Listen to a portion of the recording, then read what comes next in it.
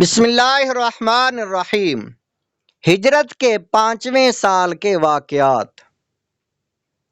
جنگ احد میں مسلمانوں کی جانی نقصان کا چرچا ہو جانے اور کفار قریش اور یہودیوں کی مشترکہ سازشوں سے تمام قبائل کفار کا حوصلہ اتنا بلند ہو گیا کہ سب کو مدینہ پر حملہ کرنے کا جنون ہو گیا۔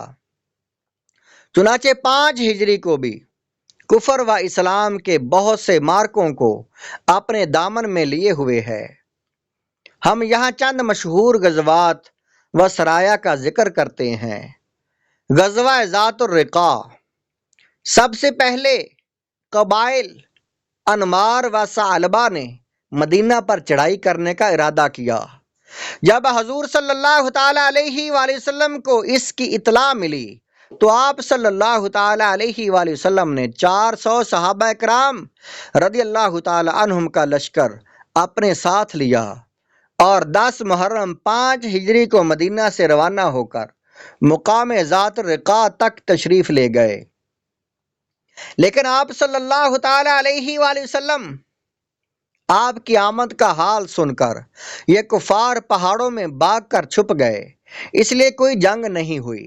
مشرکین کی چند عورتیں ملیں جن کو صحابہ کرام رضی اللہ تعالی عنہ نے گرفتار کر لیا۔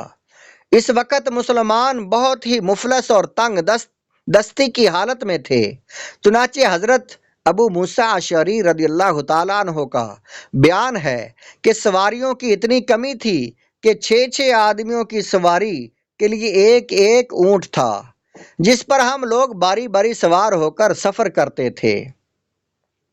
پہاڑی زمین میں پیدل چلنے سے ہمارے قدم زخمی اور پاؤں کے ناخن جڑ گئے تھے، اس لیے ہم لوگوں نے اپنے پاؤں پر کپڑوں کے چیتھڑے لپیٹ لیے تھے۔ یہی وجہ ہے کہ اس غزوہ کا نام غزوہ ذات الرقاع، پیوندوں والا غزوہ ہو گیا۔ بخاری غزوہ ذات الرقاع جلد نمبر 2 صفحہ نمبر 592۔ بعض مورخین نے کہا کہ چونکہ وہاں کی زمین کے پتھر سفید و سیاہ رنگ کے تھے اور زمین ایسی نظر آتی تھی گویا سفید اور کالے پیوند ایک دوسرے سے جڑے ہوئے ہیں، لہٰذا اس غزوہ کو غزوہ ذات الرقاع کہا جانے لگا۔ اور بعض کا قول ہے کہ یہاں پر ایک درخت کا نام ذات الرقاع تھا، اس لیے لوگ اس غزوہ کو ذات الرقاع کہنے لگے۔ ہو سکتا ہے کہ یہ ساری باتیں ہوں۔ امام زرقانی نے جلد نمبر 2 صفحہ نمبر 88 پر بیان کیا ہے۔ مشہور امام سیرت ابن سعد کا قول ہے کہ سب سے پہلے اس غزوہ میں حضور صلی اللہ تعالی علیہ وآلہ وسلم نے صلاۃ الخوف پڑھی۔ زرقانی جلد نمبر 2 صفحہ نمبر 90 اور بخاری شریف باب غزوۃ ذات الرقاع جلد نمبر 2 صفحہ نمبر 592۔ غزوہ دومۃ الجندل، ربیع الاول 5 ہجری میں پتہ چلا کہ مقام دومۃ الجندل میں جو مدینہ اور شہر دمشق کے درمیان ایک قلعہ کا نام ہے، مدینہ پر حملہ کرنے کے لیے ایک بہت بڑی فوج جمع ہو رہی ہے۔ حضور صلی اللہ تعالی علیہ وآلہ وسلم نے 1000 صحابہ کرام رضی اللہ تعالی عنہم کا لشکر لے کر مقابلہ کے لیے مدینے سے نکلے۔ جب مشرکین کو یہ معلوم ہوا تو وہ لوگ اپنے مویشیوں اور چرواہوں کو چھوڑ کر بھاگ نکلے۔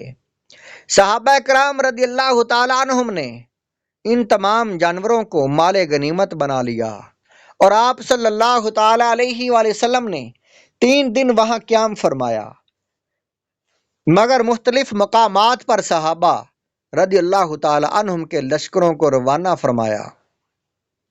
اس غزوہ میں بھی کوئی جنگ نہیں ہوئی۔ اس سفر میں 1 مہینہ سے زائد آپ صلی اللہ تعالی علیہ وآلہ وسلم مدینہ سے باہر رہے۔ زرقانی جلد نمبر 2 صفحہ نمبر 94 اور 95۔ غزوہ مرسی، اس کا دوسرا نام غزوہ بنی مستلق بھی ہے۔ مرسی ایک مقام کا نام ہے جو مدینہ سے 8 منزل دور ہے۔ قبیلہ خزاعیہ کا ایک خاندان بنو مستلق یہاں آباد تھا، اور اس قبیلہ کا سردار حارث بن درار تھا۔ اس نے بھی مدینہ پر فوج کشی کے لیے لشکر جمع کیا تھا۔ جب یہ خبر مدینہ پہنچی تو 2 شعبان 5 ہجری کو حضور صلی اللہ تعالی علیہ وآلہ وسلم مدینہ پر حضرت زید بن حارثہ رضی اللہ تعالیٰ عنہ کو اپنا خلیفہ بنا کر لشکر کے ساتھ روانہ ہوئے۔ اس غزوہ میں حضرت بی بی عائشہ اور حضرت بی بی ام سلمہ رضی اللہ تعالی عنہما بھی آپ صلی اللہ تعالی علیہ وآلہ وسلم کے ساتھ تھی۔ جب حارث بن درار کو آپ صلی اللہ تعالی علیہ وآلہ وسلم کی تشریف آوری کی خبر ملی تو اس پر ایسی دہشت سوار ہو گئی کہ وہ اس کی فوج بھاگ کر منتشر ہو گئی، مگر خود مرسی کے باشندوں نے لشکر اسلام کا سامنا کیا اور جم کر مسلمانوں پر تیر برسانے لگے۔ لیکن جب مسلمانوں نے ایک ساتھ مل کر حملہ کر دیا تو 10 کفار مارے گئے اور ایک مسلمان بھی شہادت سے سرفراز ہوئے۔ باقی سب کفار گرفتار ہو گئے، جن کی تعداد 700 سے زائد تھی۔ 2000 اونٹ اور 5000 بکریاں مال غنیمت میں صحابہ کرام رضی اللہ تعالی عنہم کے ہاتھ آئیں۔ زرقانی جلد نمبر 2 صفحہ نمبر 97 اور 98۔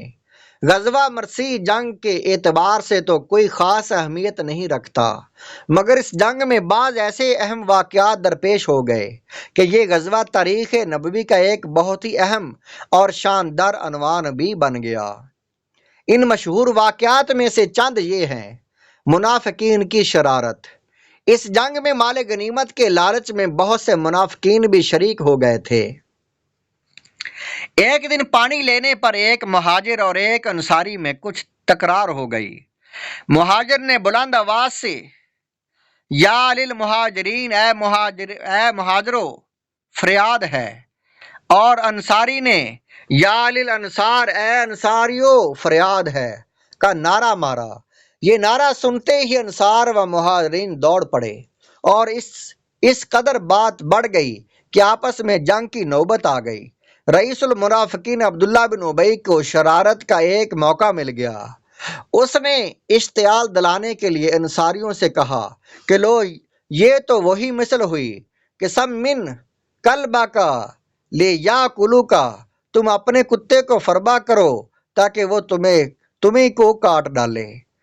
تم انصاریوں ہی نے ان مہاجرین کا حوصلہ بڑھا دیا ہے، لہذا اب ان مہاجرین کی مالی مدد بالکل بند کر دو، یہ لوگ ذلیل و خوار ہو جائیں اور ہم انصار عزت دار ہیں۔ اگر ہم مدینہ پہنچے تو یقیناً ہم ان کو ذلیل لوگوں کو مدینے سے نکال باہر کریں گے۔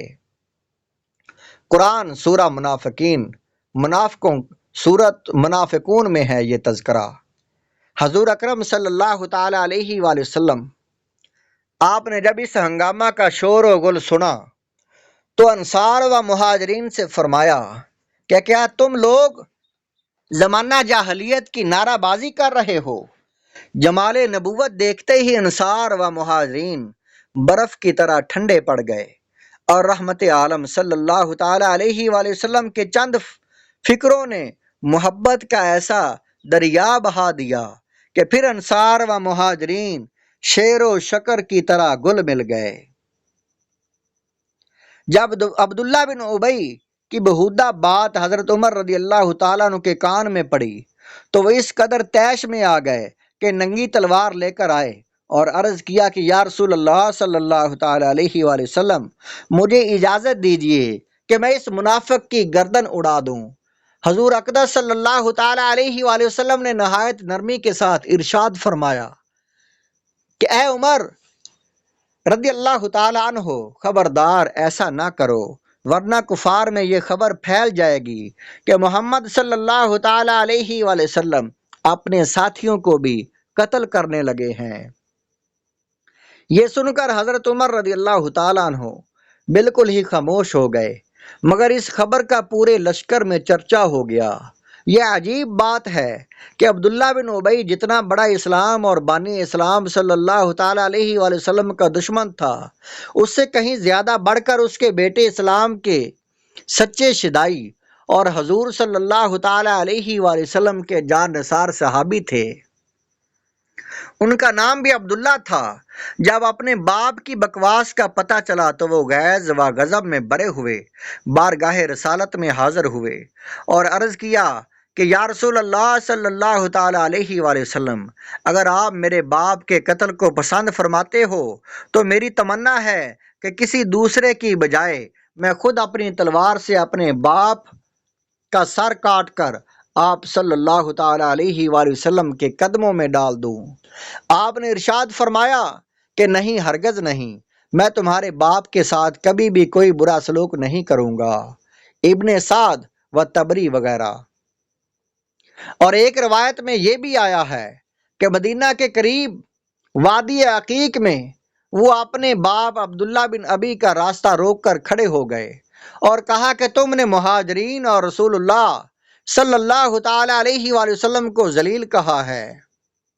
خدا کی قسم میں اس وقت تک تم کو مدینہ میں داخل نہیں ہونے دوں گا جب تک رسول اللہ صلی اللہ تعالی علیہ وآلہ وسلم اجازت عطا نہ فرمائیں، اور جب تک تم اپنی زبان سے یہ نہ کہو کہ حضور صلی اللہ تعالی علیہ وآلہ وسلم تمام اولاد آدم میں سب سے زیادہ عزت والے ہیں اور تم سارے جہان والوں میں سب سے زیادہ ذلیل ہو۔ تمام لوگ انتہائی حیرت و تعجب کے ساتھ یہ منظر دیکھ رہے تھے۔ جب حضور صلی اللہ تعالی علیہ وآلہ وسلم وہاں پہنچے اور یہ دیکھا کہ بیٹا باپ کا راستہ روکے ہوئے کھڑا ہے اور عبداللہ بن ابی زور زور سے کہہ رہا ہے کہ میں سب سے زیادہ ذلیل ہوں اور حضور اکرم صلی اللہ تعالی علیہ وآلہ وسلم سب سے زیادہ عزت دار ہیں، آپ صلی اللہ تعالی علیہ وآلہ وسلم نے یہ دیکھتے ہی حکم دیا کہ اس کا راستہ چھوڑ دو تاکہ یہ مدینہ میں داخل ہو جائے۔ مدارج النبوت، جلد نمبر 2، صفحہ نمبر 157۔